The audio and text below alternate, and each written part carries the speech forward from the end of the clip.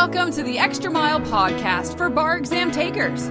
There are no traffic jams along the Extra Mile when you're studying for your bar exam. And now, your host, Jackson Mummy, owner of the Celebration Bar Review. Well, hey everybody, welcome to episode 122 of the Extra Mile podcast for bar exam takers. This is Jackson. So glad that you could be with us today and honored that you would spend some time to find out more about the bar exam and the bar review. And as I'm recording this, the distribution date will be after Thanksgiving, so I hope everyone had a wonderful holiday. We had the opportunity to travel to New York City and spend some time with family, and it was great weather and a great time, and now my feet just hurt a lot. So there you go, the things that you learn. But of course, right before we left, the California bar results came out, and in episode 121, if you haven't listened to that, at the beginning of that episode, I do go through the numbers in California. Let me just say as a quick follow-up, those pass rate numbers were really, really bad across the board in California. A 43% pass rate overall, a 17% repeat taker pass rate across the state. Those are really horrific numbers, and I know that they're put a lot of anxiousness into other people, into people and into those who are taking the bar and those who have to retake the bar. If you're in that situation where you're planning to take the California bar, I want to encourage you. Our students did pretty well on this exam, and as always, we've managed to outperform the state rates. So I want to encourage you to join me this Thursday at 12 Pacific time, 12 noon, or 3 p.m. Eastern, same thing, for a free live webinar called How to Make the Next Bar Exam Your Last Bar Exam. This will be a look at the 4 steps that you have to take in order to pass the bar. It's a 90-minute live masterclass, and I think you're going to get great value out of it. You do need to register for your seat, and we've got a big crowd coming on Thursday, so make sure you jump online and grab your seat, and you can do that by going to celebrationbarreview.com. You'll see a button at the top to claim your seat, and we can register you right from there. If that time does not work for you, Thursday at noon Pacific, 3 p.m. Eastern Time, there is a button right below it to schedule your own version of an on-demand webinar, same material, same content. So either one of those will work for you, but the magic always happens live, and I encourage you to be with me on Thursday. We'll be talking about not just the California results, but how to change those results no matter what bar exam you're going to be taking. And that really leads me into today's conversation, because in our interview today, I'm talking with a Tennessee bar taker. Now, we don't offer a Tennessee course, so Bill came to us for help with the Multistate bar and the Multistate performance tests. And Bill had failed the Tennessee bar, I think it's 4 times before he took our course, and he passed. And it's a great story, and he's really done a terrific job, I think, of breaking out why he focused on the Multistate and what difference it made for him and how he studied for the Multistate. And since that's a component of virtually everyone's bar exam, I think it's a really valuable interview, and I think you're going to pick up a lot of tips and techniques and how he used various tools that we offer within the Celebration Bar Review course, but just how he put together a busy working life and family life and took on the challenge of having failed so many times when feeling like he was just short, and what do you do to find those extra few points? So if that's been your circumstance or situation, I think you're going to want to stick around for that interview. So with that, let's jump in. I want to just let you know that there's a lot of great stuff coming in the month ahead. We've got some terrific interviews lined up and some surprises for you, and we really appreciate your support of this podcast. So that's one of the things I'm really thankful for. And with all that, let's jump in and have our discussion with Bill Hyde. Welcome, everybody. We're glad to have you with us today for episode 32 of Hanging Out with Successful Bar Exam Takers. And today's kind of a fun conversation. I'm beaming down through, I think, our guest's television system today to talk to a new member of the Tennessee Bar. And Tennessee is not a jurisdiction that we have state materials for. So our guest today actually used our course for the multi-state and the performance tests, and I'm really excited, and he passed in July 2016, and so I want to welcome Bill Hyde. Hi, Bill. Hey, Jackson, how are you? I'm well. Congratulations. Got to be feeling great today, right? Feeling more than great. Yeah. Better than I deserve. Yeah. Can you tell our audience a little bit about your background and how you came to be in a position to be sitting for the July Tennessee Bar? Well, let's see a little bit about my background. I took the test 4 times and passed on the 4th time. But I work for a food distributor. I'm a financial analyst. And don't adjust your lighting. That really is gray hair you see. So, I came up on law school when I was 42. I had a health scare and decided I wasn't getting any younger and decided that was on my bucket list and I better mark it off while I had the opportunity. But I've also got an MBA and I've also got an undergrad degree in finance. So I enjoy school, I enjoy learning, and never really failed anything up until the Tennessee bar examiners decided to teach me what that was like. Go ahead. I'm sorry. But I'm married. I've got 2 teenagers, which that was part of the challenge, and a demanding job. I work 10, 12 hours a day, and doing that and law school and studying for the bar it wasn't exactly fun, but it was interesting. Yeah, and it's really a great accomplishment. But when you first came to me, you went through our webinar, How to Make the Next Bar Exam Your Last Bar Exam. And during the webinar, one of the things I remember, I've obviously done this with thousands of people, but you stood out to me because you typed in the chat box somewhere during that thing, the system is rigged, or something to that effect. Do you remember that? I do. Yeah. And then you wrote me a really good email afterwards explaining why you thought the system was rigged, because you kept falling just short and your scores seemed to be like hovering around a particular number. And you also shared with me in that message your success that you'd had, your MBA, I think you finished in the top 10 in your law school class. Am I right about that? I did. Yeah. And so you're not stupid. Right. I know how to take tests. Or at least I thought I did. Yeah. But I needed your help with this particular test. And I didn't realize that until we were about, a good few weeks into the program. I realized, wow, I really needed this guy's help from the beginning. And why do you say that? I really appreciate it. But why do you say that? Well, I was relying on a big box program, and I went to a night school because I had to work. And the big box program, I didn't realize it until it was too late, but it didn't work for me because their schedule was the same whether you worked or did not work. And what I was finding was I couldn't keep up with their schedule, and it was leaving me exhausted, frustrated, and I was going into each exam just completely frazzled.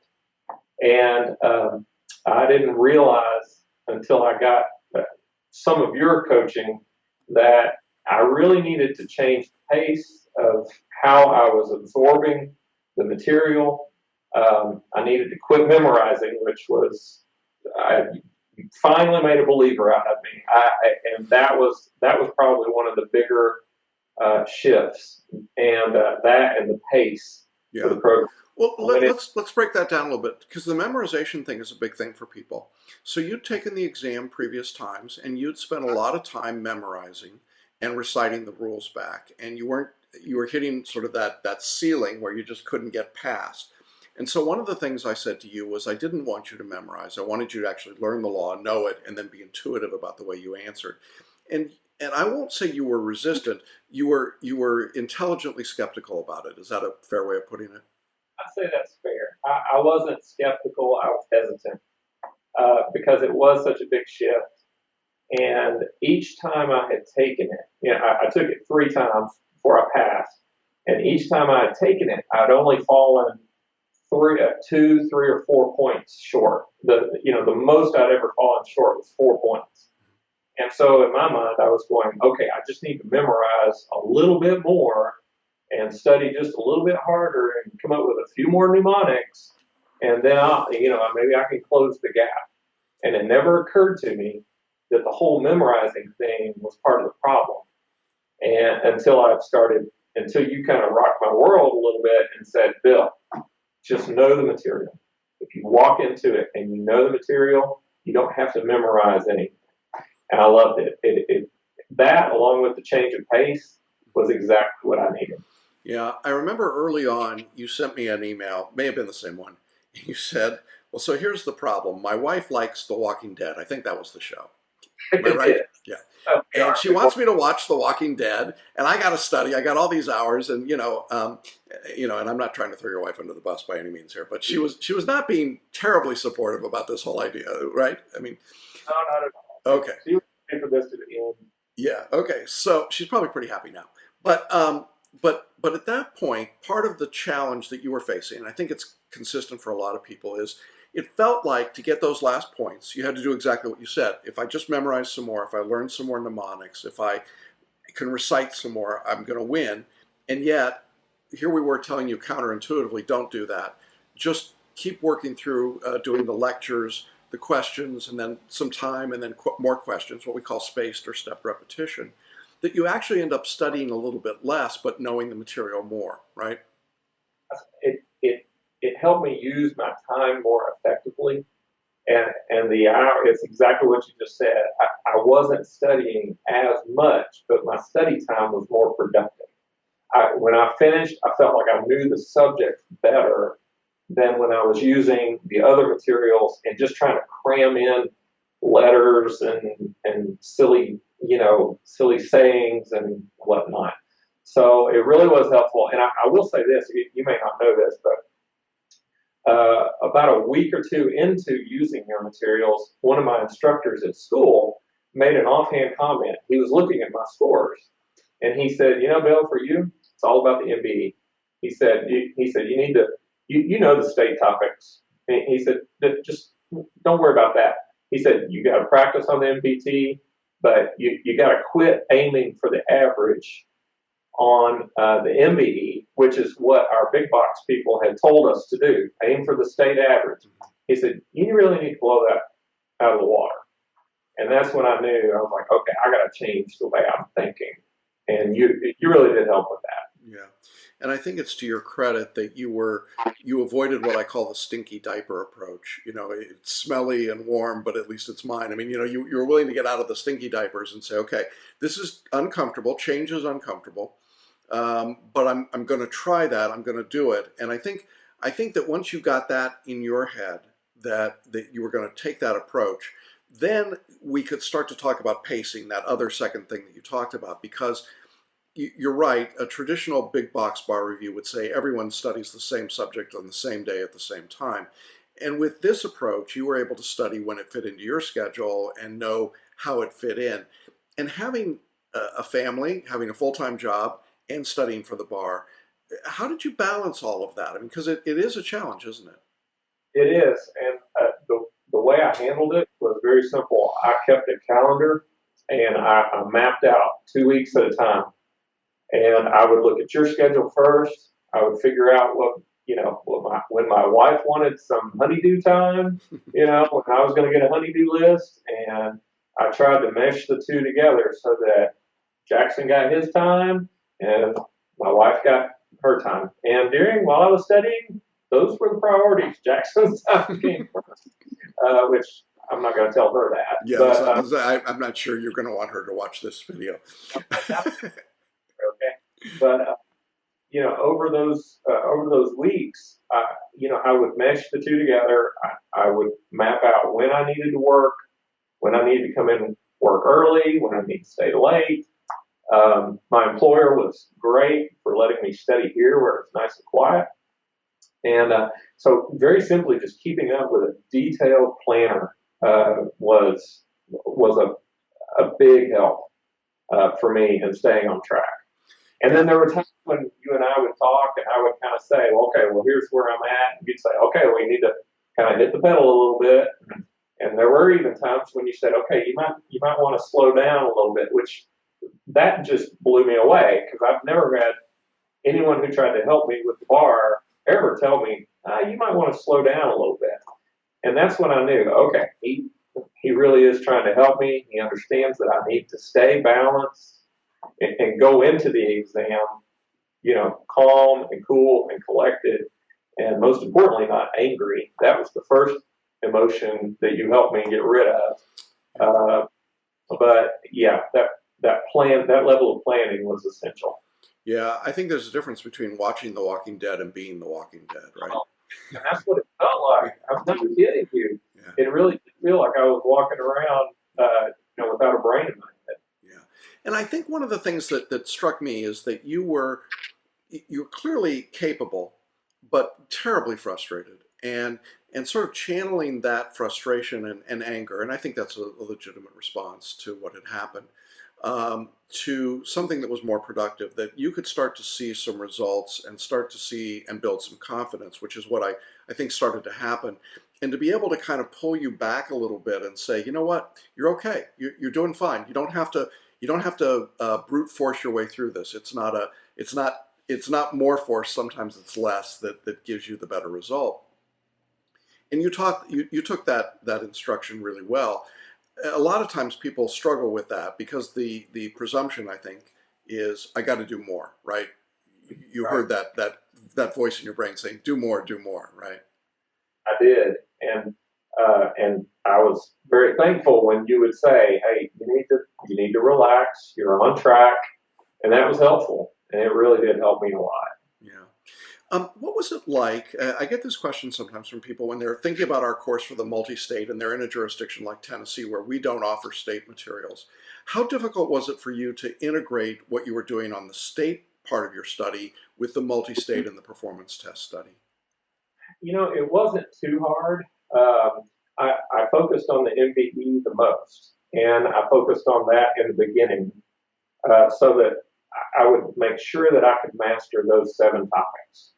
And between you and my instructor friend at school, both saying you've got to master these 7 topics.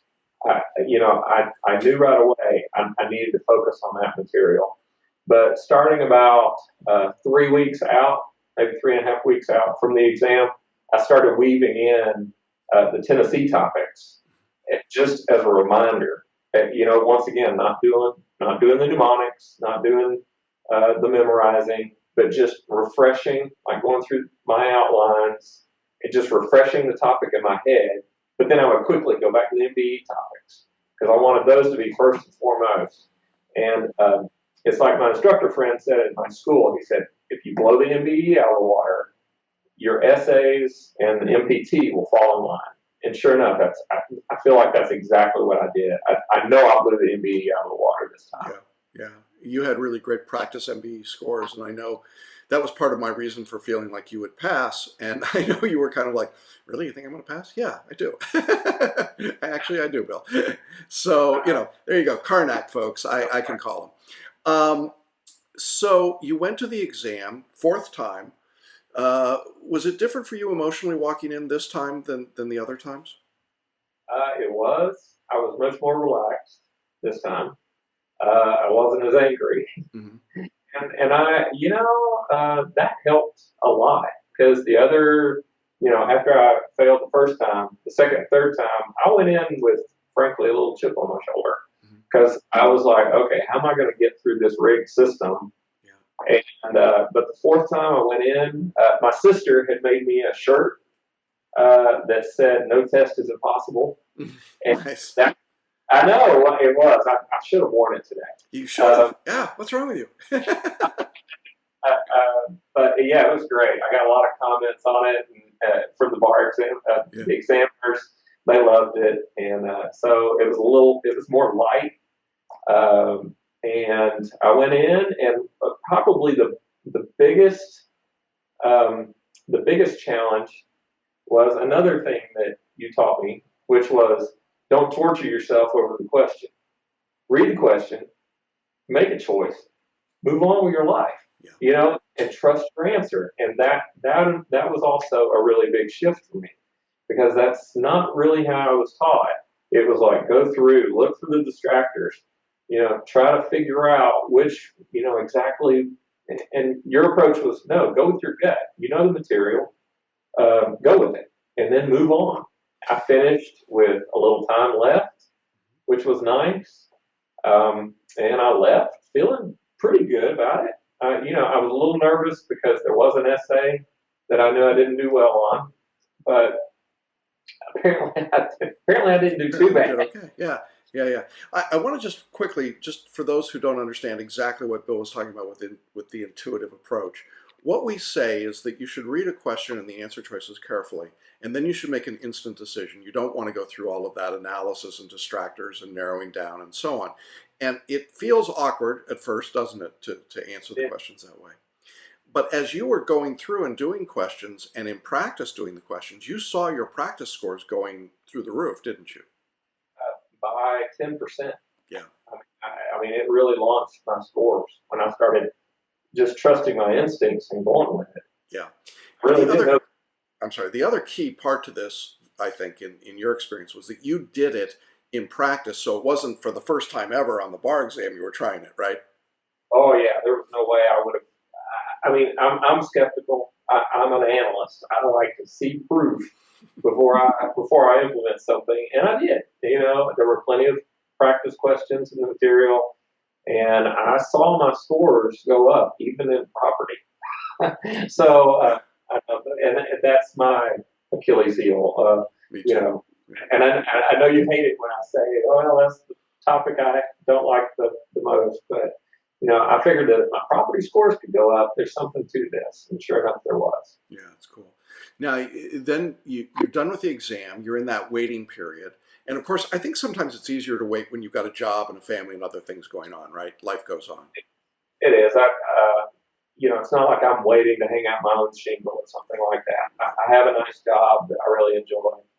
And so, yes, it's nice. It's just, I'm taking my victory lap now. Okay. So then the results come out, and they're announced on the internet in Tennessee, right? They are. There's the success list. Yeah. And so tell me about that moment when you go to check the list. Well, it was kind of funny because I had gotten to where I believed that I probably didn't pass again. I kind of got down on myself there for a little bit. And I knew when the list was going to be published, so I told myself, okay, I'm just going to swamp myself with work so that I don't think about it. It didn't work. So I went out to the internet. I kept hitting the refresh button, and I was going down the list, and there aren't many Hydes around Tennessee. I don't know why not. But I was going down the list, and I saw Hyde, Nathan, and I was like, oh, son of a. And then it occurred to me, wait a minute, maybe. And then they're right at William.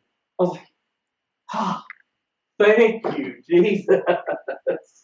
And it was, immediately, I work in a cube farm, and, let's just say everybody knew I passed. And I'm not one for dancing, but I busted out a groove. Yeah. And folks, there's really nothing less attractive than a guy our age busting out a groove. We know that, and we do it anyway. There's just a moment when it's got to happen. That's awesome. So then, what was your family's reaction? Well, I called my mom, and I told her, I said, hey, Mom, is there anyone you want to sue? And she goes, what? And I said, well, if you got anybody you want to sue, I'm your guy. And she goes, oh, you didn't. And I said, I did. I passed. And then but before then, obviously, I called my wife. She was first on the speed dial, and because she had probably sacrificed, the most of anyone. And very pleased, very happy to have me back home. Anyway, we just we've had quite a fun few weeks. Oh, that's great. That's great. It's such a great, and I love hearing about when people get their results, because it is such a great moment of celebration. What advice would you have for people who might be retaking their exams wherever they are right now, and they're kind of in that, that feeling that you had, that anger, that disappointment, the skepticism that comes with all of the things that go around this? Because I remember at one point you said, you were tired of everyone pointing fingers and saying that bar takers were stupid people, the NCB and the law schools and everybody else. And I thought that it was poignant. It stuck with me. But what would you say to people who are feeling that right now? Well, I would say that it's not, people aren't getting dumber. Right. It's, I would say don't be angry, which I've been through it, and I was mad for a good solid year. But I came to realize that it just wasn't constructive. It wasn't helping. And you flat out told me that, verbatim. Matter of fact, he said, it's not helping. Bill, you got to let that go. It's not helping. And I did. And I replaced that anger with ambition again. I realized, okay, there are people who are passing this test. And why am I not passing the test? And it's because I've got to do what works for me. And what might work for a 20-something with no job and nothing better to do than study all day is not going to work for me. And so I would say take your time, pace yourself, have good study materials, trust your gut, and practice. And then after you practice a little more. But I'm excited for you and excited for your success on the exam. I just think it's great news, and I'm so glad you came on our webinar to find out, how to make the next bar exam your last bar exam. It actually worked, didn't it? Oh, it did work. Who knew? I know. Any other final comments? Anything you want to share with our audience today? It doesn't matter what your age is, you can do this. And just focus on what Jackson's advice, and the next exam will be your last. Oh, that's awesome. Well, listen, I really appreciate you sharing your story. Congratulations. I know that you're planning to use your law degree in your current job, and so it's a great career advancement for you. And just a capstone, I think, to this whole process of studying and going back to school and being a lifelong learner. And I love that, and I love that resilience that you had. So I just want to thank you again for being with us today, and I know our audience appreciates your story and your insights. And so to all of you who've been watching and listening, I want to thank you. It's an honor to have you share your time with us, and I know that you would join me in congratulating Bill. So that's it for today. We'll see you again on our next episode. We've got more successful bar exam takers to talk with later, and bye for now. Well, that's our episode for today. Thanks so much for joining me and for being part of the Extra Mile podcast for bar exam takers.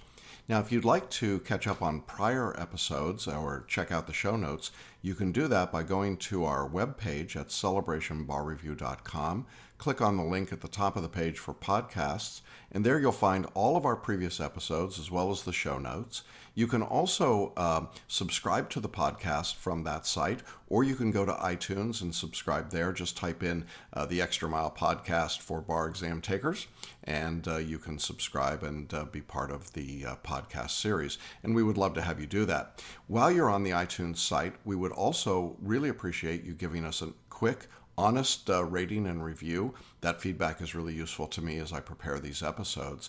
It only takes about 30 seconds, so I hope you'll do that. Just type in the name of the podcast and give us your rating and review. Again, if you've got any questions or you'd like to know anything else about Celebration Bar Review or the courses that we offer, visit our website, or I invite you to contact us. My email is jackson@celebrationbarreview.com, and I look forward to hearing from you and to seeing you along the extra mile very shortly. See you on the pass list. Bye-bye. Thanks for listening to the Extra Mile podcast for bar exam takers at www.celebrationbarreview.com.